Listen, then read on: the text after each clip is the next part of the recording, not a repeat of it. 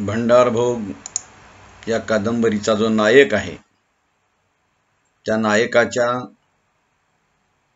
जीवनानुषंगाने घडणाऱ्या अनेक घटना या कादंबरीमध्ये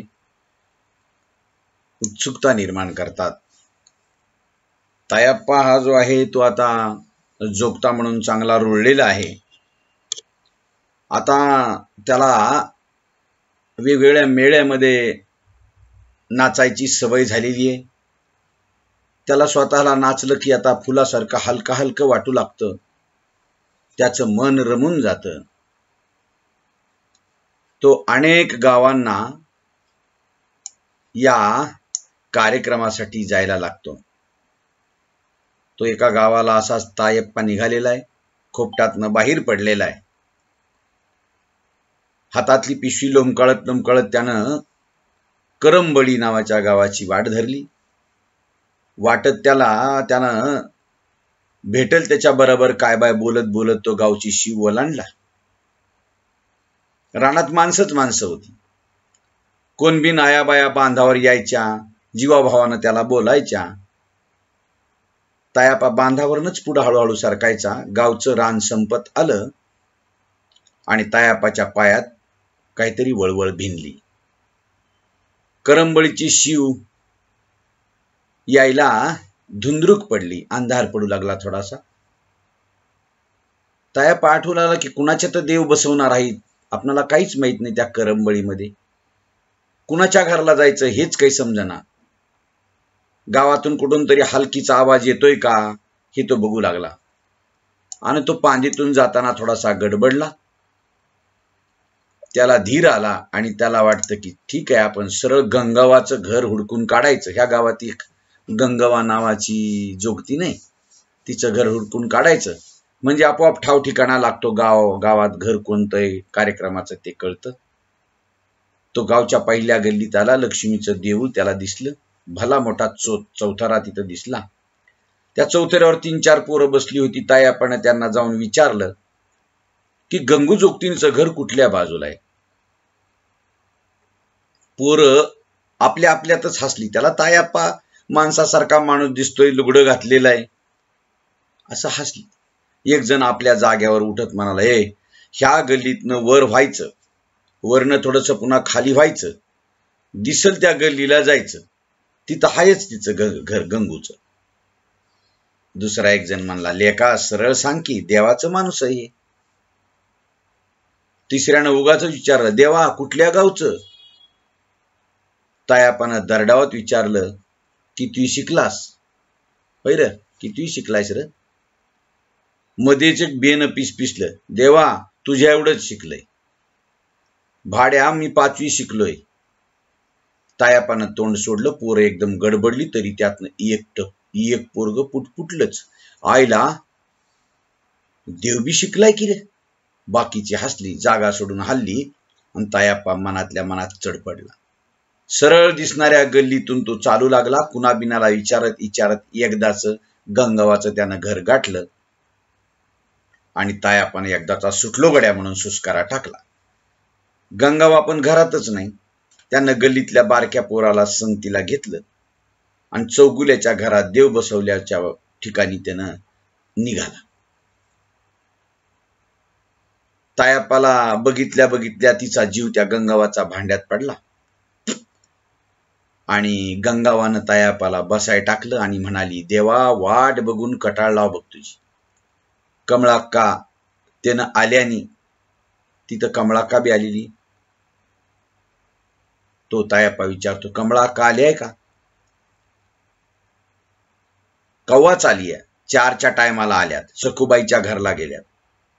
मग मी बी तिकडच जातो की, असं म्हणत तायप्पा उठायच्या बेतात होता। आणि हे सगळं काय मी एकटी करू? देवा आमच्या गावात कोण बाल जोगतीन बी नाही, म्हणून तुला लवकर यायला सांगितलं होतं। आता हे सगळं तूच आटपायचंच बघ, तू हायस की, असा तो म्हणाला। देवा तुझं निराळं र, माझं निराळं, मी झुलव्याची जोगती नाही। बघा एखाद्या श्रीमंतानं पैसे देऊन जिला ठेवून घेतलं ती जोगतीन म्हणजे झुलव्याची जोगती। बघा गंगवा पुटपुटली असं। तायाप्पा चांगलाच लाजला, अंग झाडून उठला. सगळा देव्हाऱ्याचा कब्जा त्यानं घेतला. बाईला कुठनं डोंगरासनं आणलं काय कोटासनं, त्यानं देव्हाऱ्यावरच्या सगळ्या वस्तूकडे बघतच विचारलं आणि तो विचारत विचारत सगळ्या गोष्टी सांगून पूजा मांडायला लागतो. बाईचं महात्म्य तो सांगायला लागतो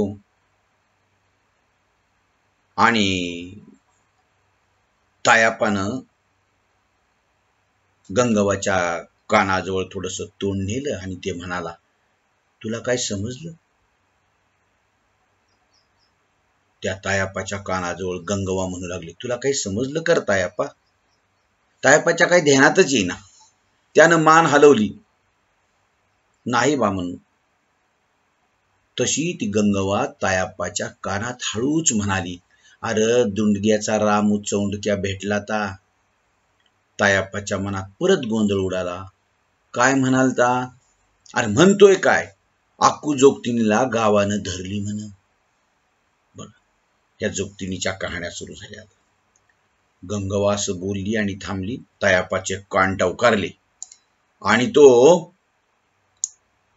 ही आणि नवीनच बैदात दिसती म्हणून त्यानं हातातलं काम टाकलं, गंगव्वाकडे पुढं करून बसला. लई वंगाळ झाला की गावानं तिला धरली. अगं कसली देवागत बाई, तिच्या वाट्याला लई वाईट आलं बघ. पण काय झालं काय? होतंय काय बाबा, ती पहिल्यानं तिथल्या पाटलाला लागू होती, तिनं ठेवूनच घेतली ती म्हणती. त्याच्याकडे सगळंच यायचं, लईस जोगव्याला बी जायची नाही, नुसती त्याच्या शिववरच असायची त्या पाटलाच्या. मागच्या आठवड्यात म्हण त्याच्या गावात कसली निवडणूक लागली, मग काय आता हिचा पाटीलच हुबारलाय म्हटल्यावर कुणाला तरी आयाबायासनी भंडाऱ्याचा धाक दाखवून म्हणाली असेल, मध्यवा भंडाऱ्याची शपथ आहे. आता ती पाटलाकडे ठेवली आहे त्यानं म्हणल्यास आता म्हणणारच की, त्यात काय.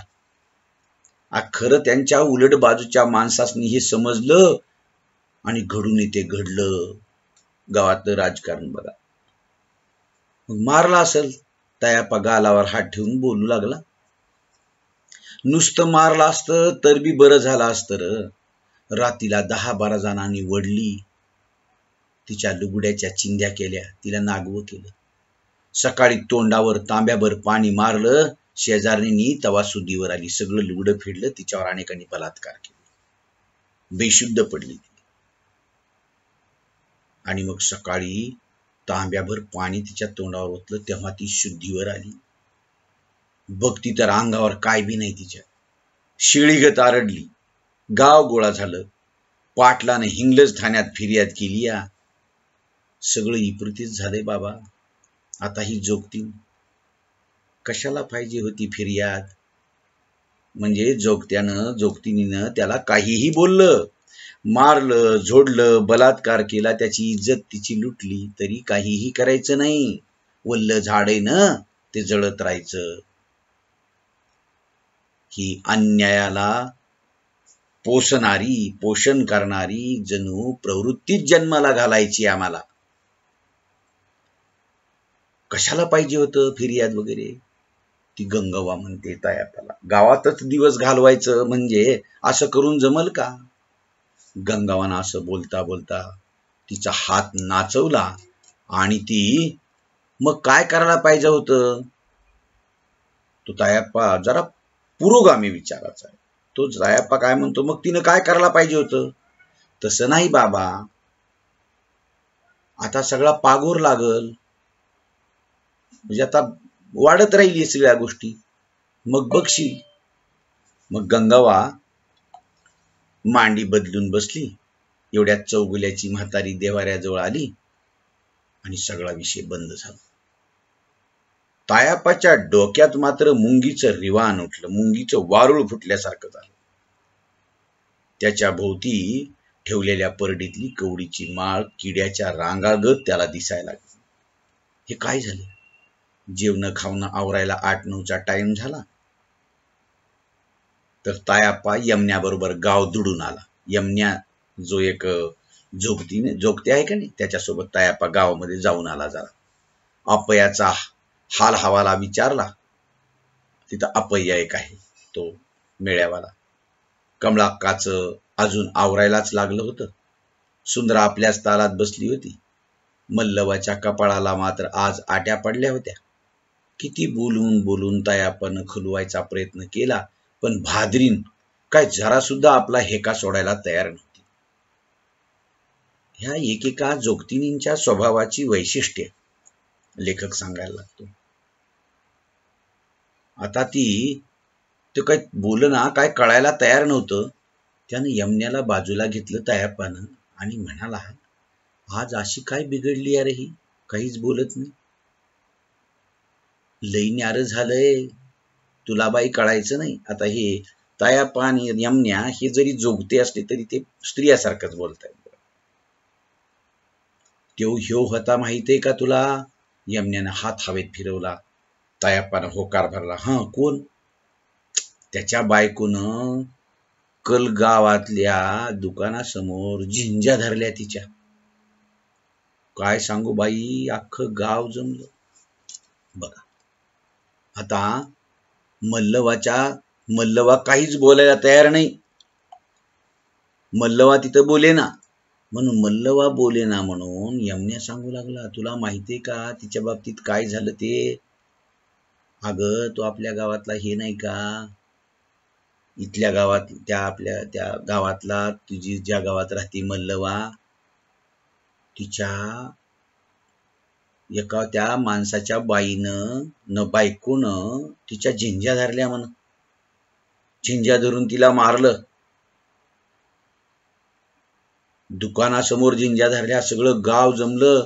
असं म्हणत यमन्यानं आपला हात हानवटीवर ठेवला आणि तायाप्पा सगळा विषय जणू त्याला जाणल्यासारखं वाटू लागलं. तो गप्पगार पाठीमागं सरकला आणि कमळाक्कानं मांडवात रेणुका मातेची पूजा केली. यल्लापाचं चौंडकं नेहमीगत घुमायला लागलं. तायाप्पाचं आता नाचणं सुरू झालं. मल्लवा,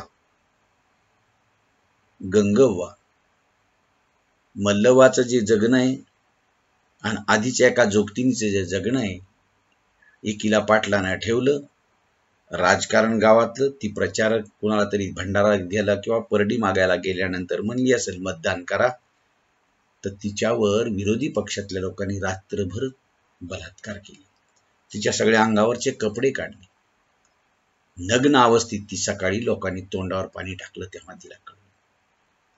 तशीच मल्लवा देखील कुणासोबत तरी लागू आहे, ज्याला पत्नी आहे, आणि ती पत्नीनं तिला माहीत झाल्यामुळे त्या मल्लवाचे केस धरून तिला मारलेले.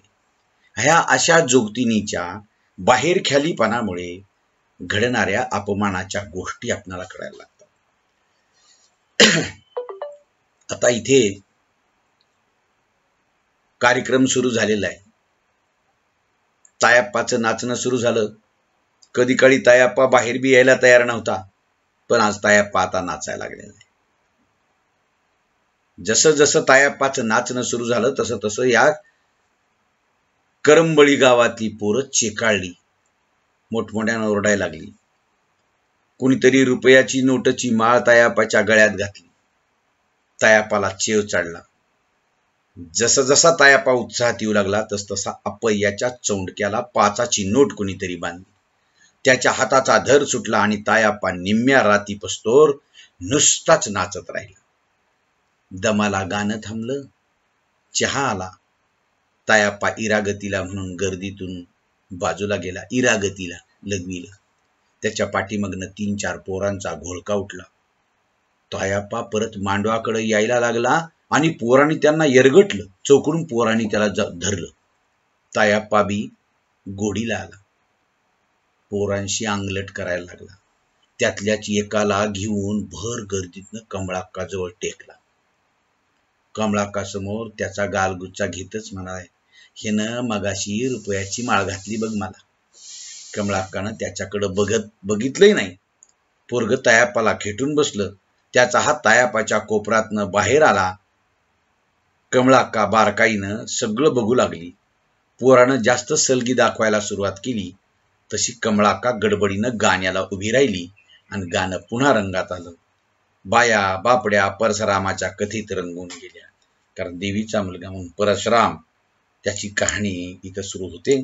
आणि मग पोरांनी यमन्यालाही आपल्या पटडीत घ्यायला सुरुवात केली. यमन्या आणि तायाप्पा हे जोगते आहेत पुरुष, परंतु ते स्त्रियांच्या वेशामध्ये स्त्रियांपेक्षा सुंदर दिसायला लागतात, नाचतात तसं.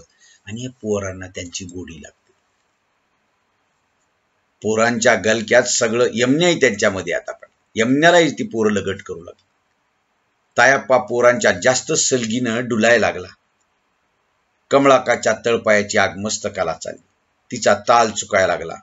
तिला काय सुधारणा झालं. अप्पयानं सगळाच तालामाला बघितला आणि तायाप्पाला